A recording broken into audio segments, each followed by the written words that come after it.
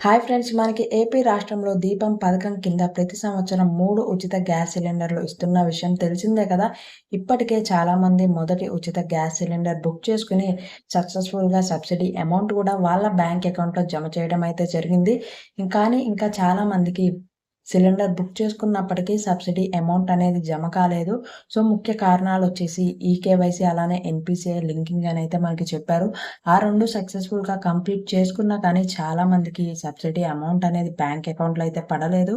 So, amount ఎందుకు bank అకౌంట్‌లో పడలేదో మీరు మీ మొబైల్‌లో ఉన్న కారణం అనేది ఈజీగా అయితే తెలుసుకోవచ్చు. ఎలా తెలుసుకోవాలో నేను మీకు ఈ వీడియోలో స్టెప్ బై స్టెప్ అయితే చూపిస్తాను. సో, వీడియోని స్కిప్ చేయకండి.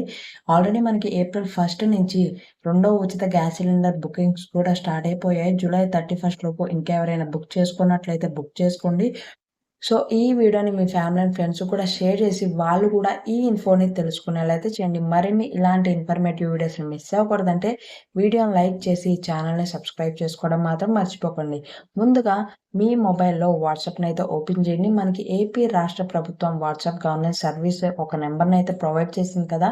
ఆ నంబర్‌ని ప్రతి ఒక్కళ్ళు మీ మొబైల్‌నైతే సేవ్ చేసుకోండి. సేవ్ చేసుకున్నాక వాట్సాప్‌లో ఆ నంబర్ రిలేటెడ్ చాట్‌నైతే ఓపెన్ చేయండి. చాట్ ఓపెన్ చేశాక వాళ్ళకి హాయ్ అని మెసేజ్ అయితే చేయండి. సో, వాళ్ళ నుండి మనకి ఒక మెసేజ్ అనేది వస్తదనమాట. మీకు తెలుగు లాంగ్వేజ్‌లో కావాలంటే టీ అని టైప్ చేస్తే వాళ్ళ నుండి మీకు తెలుగులో వస్తాయన్నమాట సర్వీసెస్ అనేవి. సో, ఈ విధంగా మీరైతే లాంగ్వేజెస్‌ని చేంజ్ చేసుకోవచ్చు. సేవ్ అని ఎంచుకోండి. ఆప్షన్ మీద క్లిక్ చేయండి. క్లిక్ చేశాక ఇలా మీకైతే ఓపెన్ అవుతది. ఇక్కడ మీరు దయచేసి ఒక సేవను ఎంచుకోండి ఆప్షన్ మీద క్లిక్ చేయండి. క్లిక్ చేశాక మీకిక్కడ చాలా ఆప్షన్స్ వస్తాయి.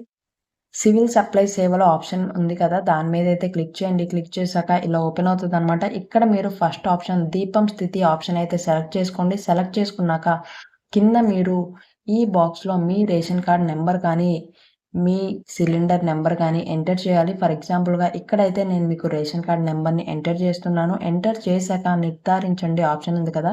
దాని మీదైతే క్లిక్ చేయండి.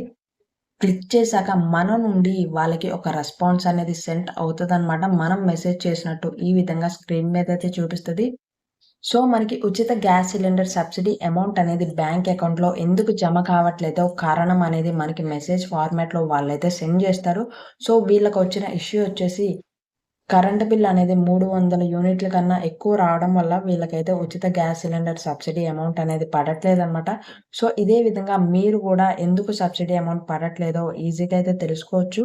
ఈ వీడియోని మీ ఫ్రెండ్స్‌కి కూడా షేర్ చేసి ఛానెల్‌ని సబ్స్క్రైబ్ చేసుకోవడం మాత్రం మర్చిపోకండి.